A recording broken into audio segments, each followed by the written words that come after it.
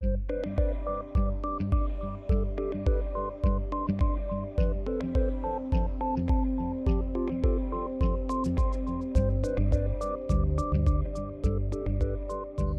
this is Michelle Laurie Monroe, Executive Director of AIME, the American Institute of Mining, Metallurgical, and Petroleum Engineers. And today is Wednesday, March 14th, 2018. We're at TMS's annual conference, the Minerals, Metals, and Materials Society in Phoenix at the Sheraton Grand. And we are recording an oral history of our guest here, Dr. Harry Paxton. So we're welcoming you, Dr. Paxton. In researching your background, I had a revelation that you are actually the oldest living president from 1982 from AIME. Did you realize that you had that distinction? I did not. I was a little bit shocked. Absolutely. So it's a real pleasure to be able to interview you because Yeah. you've got that strong connection to AIME as well as TMS. Yeah. I noticed that you went to school in England. Yes. So were you also born there as well? Yes, I was born in the north of England on a farm in a small village in Yorkshire. Oh. And my father always wanted me to be a farmer, and I had no interest in being a farmer. Okay. I did enough farm work that I realized I didn't like farm work. Excellent, excellent. So then who influenced you to become an engineer? I suppose it's a long story, but I went from a little village school with really 2 rooms. And when I was 11, I got to go to the local, what's called in England, a grammar school, which is it's a mixture of junior high and high school. And worked my way up through till I was in what's called the 6th form, which is the university entrance. At that time, probably 1% of students went to universities, and not as it is today. And so you actually did university prep for the last 2 years of high school. Well, I went into the 6th form when I was 14, which was 2 years before I should have gone. And there were 3 of us in the 6th form. So the headmaster, who was a chemist, and a very good chemist, taught us chemistry forever. And we sat one on each side of him, and we read his notes, we copied his notes, and I decided I wanted to try metallurgy because I was going to make aluminum from clay instead of bauxite. And so he said, why don't you go to Manchester, which is where he'd been a student in 1908. And he was a student of Ernest Rutherford. He got the Rutherford Prize the year Rutherford got the Nobel Prize. So that gives you an idea of what was a high school teacher in those days. And so I went to Manchester and had a great deal of good fun and a terrible education. So I didn't know this. They dusted off old notes that had been given for 50 years. And so I stayed on for a master's degree, and I was going to do a PhD in metallurgy. And at that time, this was just after the war, it was 1949, the Marshall Aid was being started in Europe, and one of the things that they were doing was giving scholarships to promising students, if I can say it that way, to go and spend a year in the United States. And my professor said, why don't you apply? So I applied and went to a committee and all this, and got the scholarship. And they said, okay, you won the scholarship, you're going to Purdue. I had no idea what Purdue was, because I had asked to go to either MIT, Carnegie Tech, as it was in those days, or University of Chicago, which were the 3 leading metallurgy schools at the time. So they sent me to Purdue. But when I got to the US, the guy in charge of the program said, "Would you like to go to Carnegie Mellon? They say they'd take two of you." They already had one. So the two of us went off. I said, "Yeah, forget Purdue." I went to Carnegie Tech just on the roll of the dice. Wow. And that's how I became associated with Carnegie Tech for 50 some years. Well, exactly what that And started. That's we amazing. drove up, we went up on the overnight train to a Pittsburgh that was still pretty black. It was the typical example. It was cleaning up, but it was not clean. And we stayed, and Bill Dennis, who was the other guy, and I, he was also a metallurgist, went to Carnegie Tech for a year and had a wonderful time. And I got more and more interested. And my education got straightened out, I would have to say. And so I did well enough that they wanted me to stay and teach. I said, no, I have to go back. I had to go back for 3 years as part of the deal on this scholarship. And after 2 years, they called and said, we need you to come back and teach. We're losing a faculty member. Can't do it. So shortly into the 3rd year, I got another call. We need you to come and teach. So Anne and I were in the process of getting married, and shortly before I was to leave. And so he said, okay. And I was able to tell Anne's father that I had a job and probably was making more than he was at the time. And came and started to teach the steelmakers of Pittsburgh the graduate course in alloy steels. Wonderful. And I was a full chapter ahead of the class. And eventually I became, fairly competent in this area, and never regretted a moment of it. It's just been 50 some years of fun. Wonderful. Yeah, that's ideally what everybody wants. So Yeah, that's wonderful right. that you found your passion. As I say, I did what I wanted to do, and somebody was willing to pay me for it. Yes. And where can you have a better job than that? Exactly.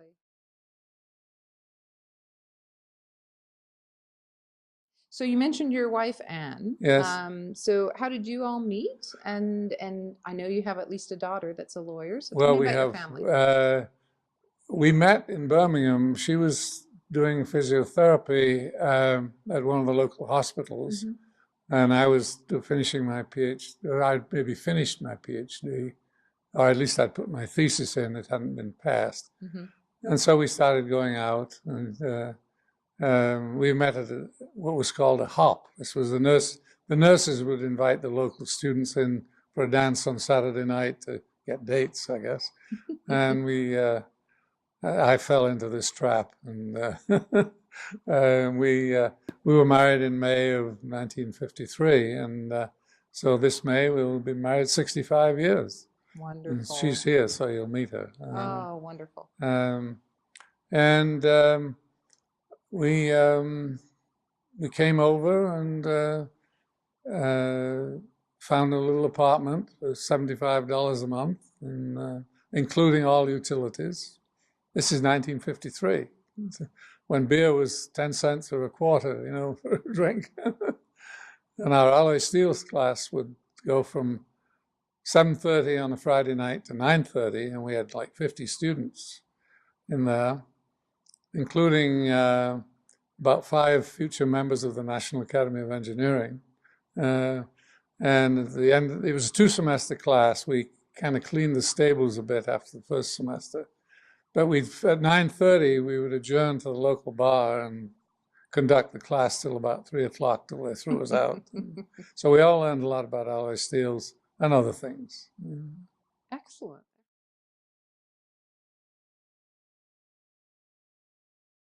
And so that was my start, and you grind up the academic ladder, and I ended up going through the hoops and getting tenure and becoming a professor. I had a couple of visiting professorships, one at Imperial College in London and one at MIT. Right. And when Duran Apelian was my teaching assistant. Excellent. And Excellent. we've been pals since. I didn't turn him off, as far as I know. And, Absolutely. Oh, just a bit about your daughter, the rest of your Oh, family. we have two daughters. Jane, lives in South Carolina, she's married to I guess you'd call him a businessman. He used to work for Kodak and then Xerox and then a couple of other things. And he's been very successful. And right now he's sort of an independent uh, entrepreneur. They're busy growing in a they're doing hydroponics near Rochester, New York, which, of course, since he was at Kodak, he does very well. And I just heard from my daughter Jane this morning. They'd been on a 2-week trip to Papua New Guinea, and she got back this morning and called, said Alex got his bank loan, so he's all set to go. So that's Jane. She's basically retired, but plays golf and goes on trips and so on. Lovely. Sally, our second daughter, is a lawyer. Was a partner in Fulbright and Jaworski in Washington, and then the White House called and asked her to go and work in the White House when Bill Clinton was president. And she stayed quite a time there. And then she went to be the chief lawyer at the Department of Labor in Washington. And then when Bill Clinton left office and Al Gore lost, she was appointed executive director of the International Labor Organization in Geneva. So she spent 5 years there. Wow. Then she came back and worked for Bill Gates, and she couldn't stand some of the middle management at the Gates Foundation, so she left. And she decided that she would start as a consultant. And she's, apart from being too busy, she's a consulting lawyer, raising money for other people. Then we have two sons. My son Anthony, who has got a degree in economics from Bucknell, and is a All-American water polo player, member of the Water Polo Hall of Fame, the Bucknell University Hall of Fame, and he sells machinery, and he goes all around New England in the snow, and he's a great kid, and then my other son went to Brown and got a degree in neuroscience, and he went to Penn State. He's a jock. He's still playing soccer. He's 50-some. He's still playing the semi-pro league in San Diego. He has had several jobs. He's always working for idiots after he's been there a year, so he leaves. But he's right now working for an outfit that makes an MRI that measures brain size. And if you've got problems, your brain size changes, and they have a device that measures all this. And so he has this degree in neuroscience from Brown. One of his students was one of his professors was Leon Cooper, who's the C in the BCS theory of superconductivity, which got the Nobel Prize in 1970, whatever it was. Wow. And so Leon Cooper is a good guy. He's no longer living, but his friend Bob Schrieffer, who I knew very well, he's the third one. And John Bardeen, who when I was at NSF, I used to support. And John Bardeen has 2 Nobel Prizes. Interesting. A guy would never say boo to a goose, but he's got 2 Nobel Prizes. Excellent. Wow. Very accomplished. So that's, and so I was I was basically at Carnegie, and then all this stuff is written in this history I was telling you about. Just quickly, in 1968, somebody was up in front of Mike Mansfield on an investigatory committee in the Congress when Mike Mansfield was ran the Senate. And somebody gave him a smart answer about money that the Defense Department was spending on research. And he ticked off Mike pretty well. And Mike said, "What's the Defense Department doing supporting work on gadolinium or whatever?" And so he said, any money the DOD gives in future has to have some clear interest for the Defense Department. And so that was known as the Mansfield Rule, and it upset the apple cart because the DoD was supporting a lot of the basic research in this country at that. This was 1968. So we had these materials research labs, 12 of them around the country, which had been founded by ARPA in the early 60s. And a couple of them were pretty good, and a couple of them were old boys clubs. And so they had, David Packard was asked to form a committee, go around and investigate them all and write a report. And he did, and he was harsh on some of them, properly so. And so they said, we're not going to support any research that kind out of the DoD.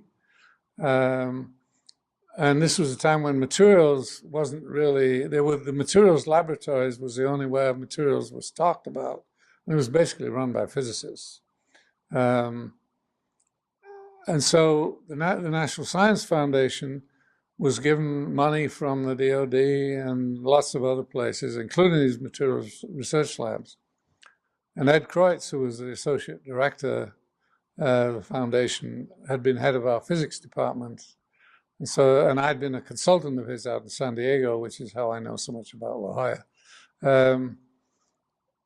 And so Ed called me and said, Harry, he says, we need a guy to run this new materials department. I was about to become associate dean of the college or something. So I talked to our dean and said, you know, they've asked me to go down to Washington for 2 years and get this thing started. He says, you ought to go. So he made it possible for me to go. We got a new department head. I was department head. And I inherited this about $40 million of money to go and sort this lot all out. And of course, I was everybody's friend at that point. Absolutely. But we had about $1 for every $3 we needed. You've heard of financial straits. So I made one friend for every 2 enemies I made over the years. And but we got the labs sorted out. And we made them do things use the same people, but make them do things in a different way, and get a lot more working together rather than somebody going off in a corner and like our late friend Stephen Hawking, who could sit on a stool and think about the universe. Well, we had actual labs and so on. And we had probably had a $20 million program in the materials research labs. And we opened it, until then it had been a closed shop. It was 12 friends of the management. And so we opened it up, and the number went up, and a few of them disappeared. And they're still going today, and they're still doing pretty much the same way that we set them up to do in 1972. Wow. I'm pretty proud of that. I went to the 25th anniversary thing in whenever it would have been, 97 or something like that. Yes, correct. They were doing the same things. Wonderful. You know, I must be a great manager or something. Exactly, great visionary. And so when I came back, there was really no place for me at Carnegie. Well, it's now Carnegie Mellon by this time. Right. I had been a fellow at Mellon Institute, and when we joined up, I got fired because you couldn't have 2 jobs in the same university. And so I ended up being department head. And so when I came back, we had a new president, and our old president had gone to be director of the National Science Foundation. And so they wanted me to come back and be director of research for the university, which I did for a while. And I was running this Mellon Institute that Ted Masalsky has talked about so much. So I had this job, but it really wasn't a job. I didn't have a budget to speak of. I couldn't encourage anybody. I could talk. I go to Washington and try and influence people to do things where we got the inside track, which is called politicking. But that isn't me. You know, that wasn't fun. So shortly after I'd been there, U.S. Steel was losing their director of research, vice president for research, Dennis Carney. Dennis Carney. Vice president corporate research. Well, that was that's a later, but I was vice president of research, which was actually a pretty eminent job in the world of metallurgy at the time. Absolutely, yeah. And U.S. Steel had never hired anybody from outside. And so they wrote a letter to all the universities saying, who would you recommend to become vice president of research? The president of Cornell, who didn't know me from Adam, wrote a long letter at the insistence of the guy who runs his materials research lab, Gene Hughes. And so I got the job.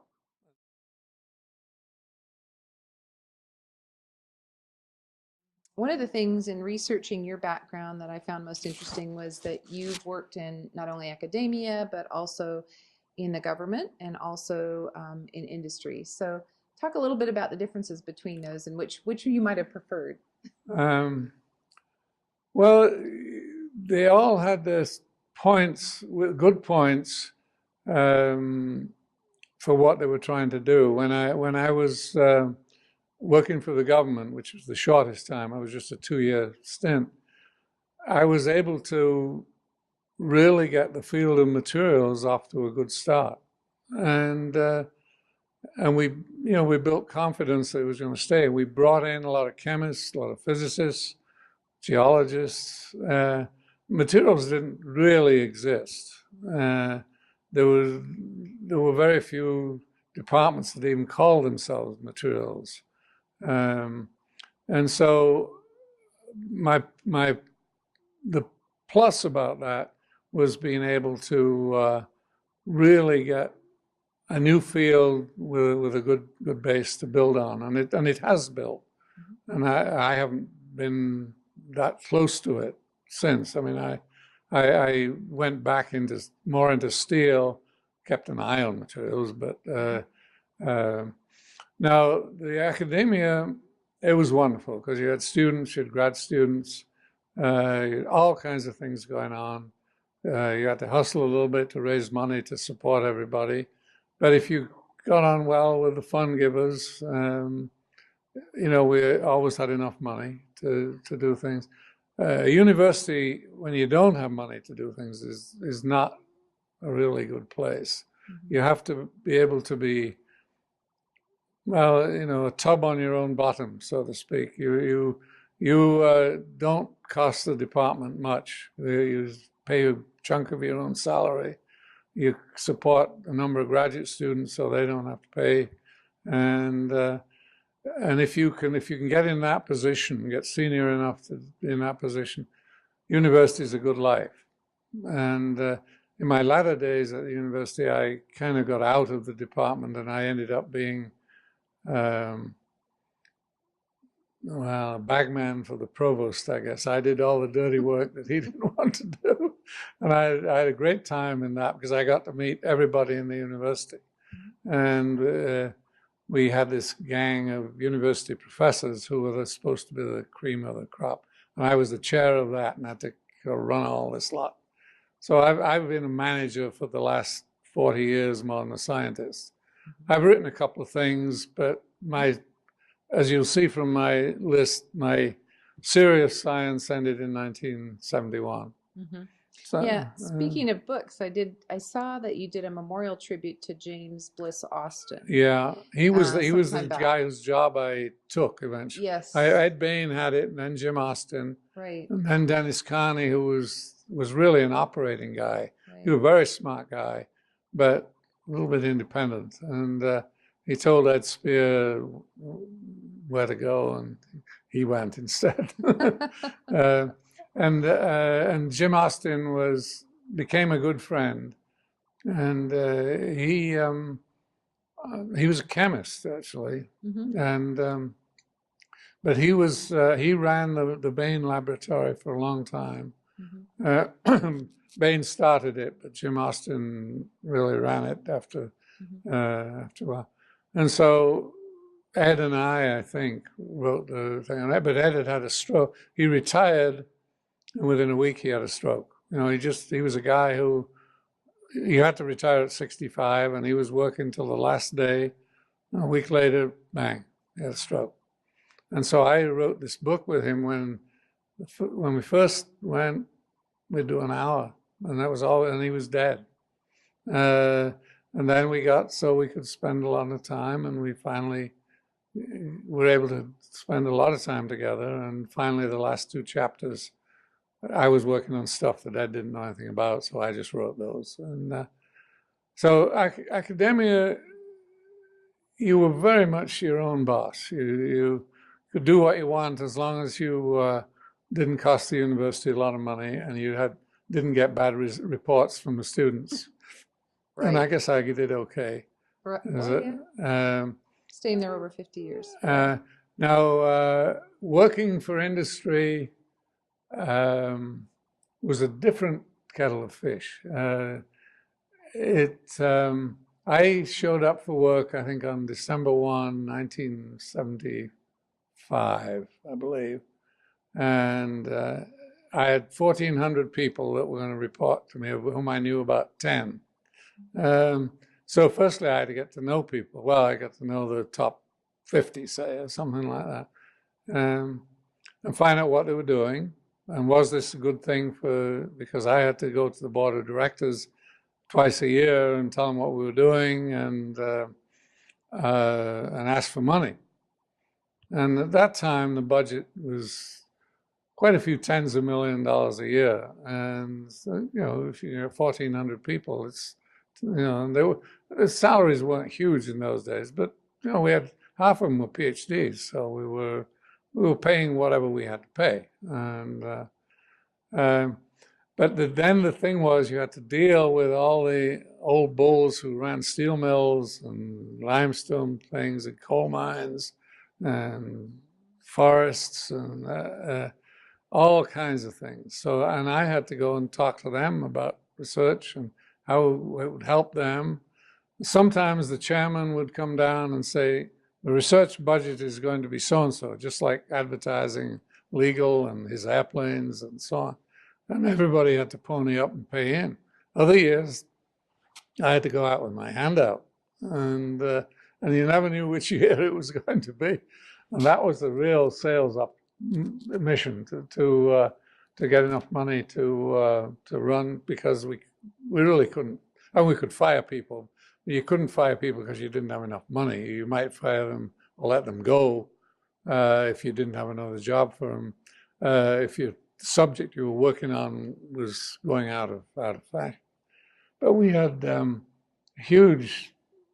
we covered the waterfront, including we had a chemicals division. We took the products of the coke ovens, which are benzene and toluene and junk, black junk, called coal tar, and we made a chemicals business out of it. And it was pretty profitable till we sold it to Mitsubishi. And I had to know enough about all these subjects to fool the guy who was running it, and say, Jim, you really aren't doing enough in this area. We need to pony up to do. And so it was a fun year. I learned as much in those 10 years because it was new stuff and stuff I had to know. In the university, I was working on stuff I wanted to know, which was a very different kind of thing. Right. And so, but I really did learn an enormous amount, and I was very active in all the steel companies in the country were part of AISI, who I'm sure you know about. And we had a general research committee, of which I was chairman for a long time, and we had some things we could do together. And then we were busy getting our group together with all the research labs in Japan and Britain. And so I was supervising all that. I was very much inclusive, trying to get people, anything we could do that wasn't proprietary, let's share the load. And we could do more for the same money. And we did. And I was, I was nearly a resident of Japan. I mean, they ended up making me the Yukawa lecturer and honorary member of the Iron Steel Institute. And it was the 70th. And 70 is a magic number in Japan. So they had me for the 70th. Wow. Which I was very proud of. That's And right. I'm still on their mailing list, and they still send me the journal, the Iron Sea Institute, every month. And I Wonderful. look at it. I don't understand it, frankly, most of it. But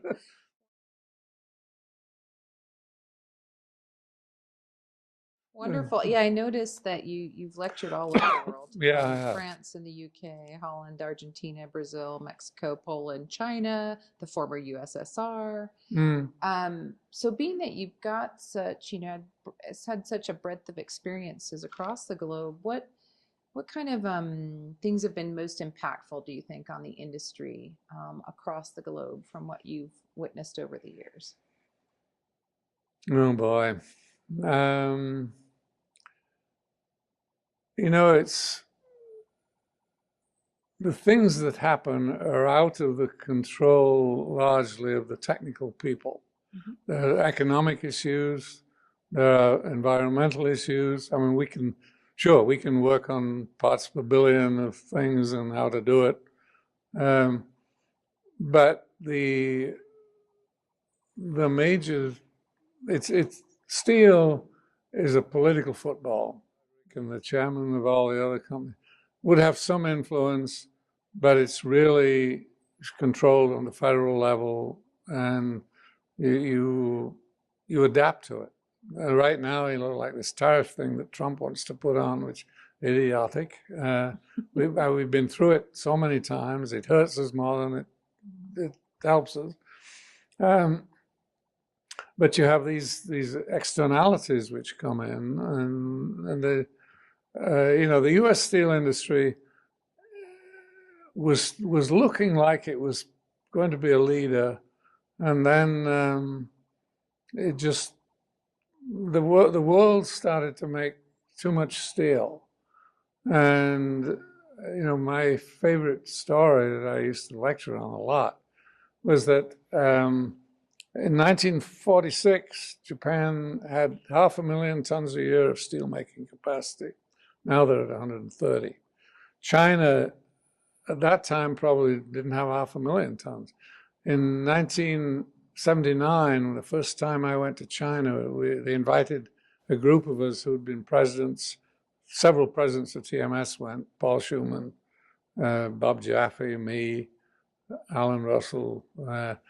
And we were invited by the Gang of Four had just gone kaput. So I had a red guard as my interpreter and guy. He spoke very good English, but he was a little kid, about 20, 18, 20, something like that. And China was making 40 million tons a year of steel. Later on in the 80s, I was invited back by the Minister of Steel. Maybe it was the time when Japan was giving me this honorary medal. And so I was able to extend the trip into China. And he said, we're going to make 3 million tons a year of steel every year from now till we're making what the rest of the world is making, which is 800 million tons. And that's what we've done. So we now make 1,600 million tons of steel, which is about 400 million more than we can ever use. And that's why we have all this glut of steel, some of which is real steel and some of which will sink in water. And that's about it. So we've this is something the technical people have no control over. It's a political drive. And so I can't give you a very good answer to your question. If I was the Gauleiter of steel, I could reorganize the world steel, but nobody's going to make me that. Even though I probably could do it. Maybe we should. Still, well, maybe I should, but who's going to ask? So that's my story on that. And that's a very good story. Oh, I have to. One other story. You got to get into this. It is such a good story. Absolutely. We were responsible for environmental, and of course we had COCOMs, things which were absolutely awful pollutants. And I had to give a talk to the board of directors one time, every 6 months, and I chose the subject. And I talked about it, and I said, well, it was time we talked about the environment, because it's time when they were really coming down on coke ovens. And you have to have them if you're going to make blast furnace iron and so on. So I had the problem of explaining to the board of directors, who were largely chairmen of the big companies and mostly financial guys, no technical knowledge, whatever, generally, what's a part per billion? Because that's what the EPA was talking about. You know, how many parts per billion of benzene can you have from a coke oven? So I said, well, you know, a part per billion, if you have a conventional swimming pool size of this room, say, and you fill it full of gin, and you put 1 drop of vermouth in, that's a 1 part per billion martini. We understand. Excellent, excellent metaphor. So that's my other story. If you can get that one in, I'd be appreciated. Oh, that's wonderful. Hmm. Okay, so just a couple of last questions, kind of to wrap up. I saw that you were also a Serial Association member. You're Pretty the much. fellow of the American Association for Advancement of Science, ASM International, AIME's member society, TMS. I found out AIST as well. So you're also a past chairman of the General Research Committee of AISI. Yeah, that's it, right. And past president of TMS, of course, and Right, AIME. right. So how did you first get involved with societies, and what's driven you? What's been the benefit to you? I used to, I used to come to meetings from when I took my first assistant professor job. I was 26 years old, freshly married, and I'd come to meetings, and I met a lot of people, and they were both good and bad. And we made a lot of good friends. We found out people we could call, what's the answer to this question? And I got put on committees, and I ended up being chairman because I don't like being anything else than chairman, because then you can control the agenda. And I just kept moving up, I guess. And I was chairman of a school board. I ran for school board in November when I was in Washington with the National Science Foundation. My wife was my agent. She went around giving speeches after having a slug of something before she. I was elected. Within 3 months, I was chairman. I got to Green Valley. We have an arts center, community performing arts center, which was built with county money in 2008. And they were having a fundraiser. Freeport McMoran gave them a $250,000 challenge grant, and we had to raise it. So we did. We got about 270, which was good. So I was talking to the guy who was raising the money and who was chairman at the time, and I said, this is silly. You're doing these things all wrong. You're going for $10. You should be going for 10,000. And so he said, well, how would you like to be on the board? So I said, well, I don't have any problem being on the board. So I went and I was elected to the board. 2 months later, I was chairman. I had to run this thing, which was a big old barn of a place and no customers and no programs. And that was 2008. I went last night to a talk, someone we use regularly. Full house. We have nothing but full houses. We've got a new set of seats in. We are in the black. So, I guess I'm a natural chairman. Wonderful. I was going to say, it sounds like networking and leadership skills were kind of well, two big and benefits you've got to produce. If you don't produce, you absolutely. And so I don't like to lose. I'm the worst sportsman you ever saw. So I'll kill him to lose. One thing we didn't talk about with AIME, and I want to do really quickly, is you served at an interesting time back in AIME's history, and this served at an interesting time as president in AIME's history, right. when the groups were putting a plan in place to actually separate from the parent society. Right. And that's, AIME's kept that structure since the middle 80s. And I think you said that was one of your greatest accomplishments, was getting those kind of plans in place and approved by the board. That was a managerial exercise, yes. Yes. As a matter of thing I believed in, no. Exercise. But there was nothing you could do about it. You didn't have the votes. Yeah. So when you don't have the votes, you do what you have to do. Absolutely, absolutely. But it's stayed in the structure till today. So Yep, that's, and that's you you know, put those plans in maybe I place. was over cautious. Yeah. And you know, other solutions might have worked. This one seems to have worked okay. So Yes. more power to you. Absolutely, absolutely. Yeah, we're grateful for that. I'm grateful for that. I've had Mm, a 15-year career with the right, organization, so it's been good. One last thing I also, and we did elect you honorary member in 1992, so right. congratulations In for San that. Diego. And you also got inducted to National Academy of Engineering back in the 70s. So So yeah, 78, I I'm believe. almost a 40-year member 78. That's right. So it would be 40 years. Oh, of there you of are. my You got your tie. tie. Excellent. Um, and so you know, being in all those leadership roles and everything, and seeing so much change Yeah. in the field and everything, I'd love to understand what kind of advice you might have for young engineers as we kind of wrap up, and who might be just starting out in metallurgy or in steel. If you're a good, well, I don't say student, but if you're going to be a good engineer and you've had a good training and background and you've got good personal skills, sky's the limit. You're going to go. There's a shortage of people who can do things and understand the technical parts well enough.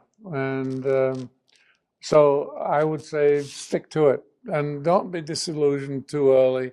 It may take 5 years, it may take 10 years, but you know, remember people are dropping off the other end, and so these jobs are going to open up. Very good point. Very good point. It's a great opportunity, a Mm. great time to be a young engineer. Is there anything else you would like to share before we kind of close out here that we haven't already talked about? I know we have a lot of I've other probably background forgotten, material but and photos yeah, for you. yeah. I don't have any more statements to make. Okay, excellent. Well, what a fascinating career and life you've had. It's And been thank you fun. so much for the time that you've given us Oh, so that we yeah, could I've share it. enjoyed it. I wouldn't have done it if I didn't enjoy it. I Absolutely. mean, nobody had a gun at my head, and I just I like to see things done well. And my wife says, "Oh, you do? Well, you don't do them well at home." I can't wait to meet her. So, and She'll thank give you. you an earful. Thank you for your service too to TMS and Oh, AIME. well, that was It was a fun. pleasure to meet you. Thank you. Take care. Mm.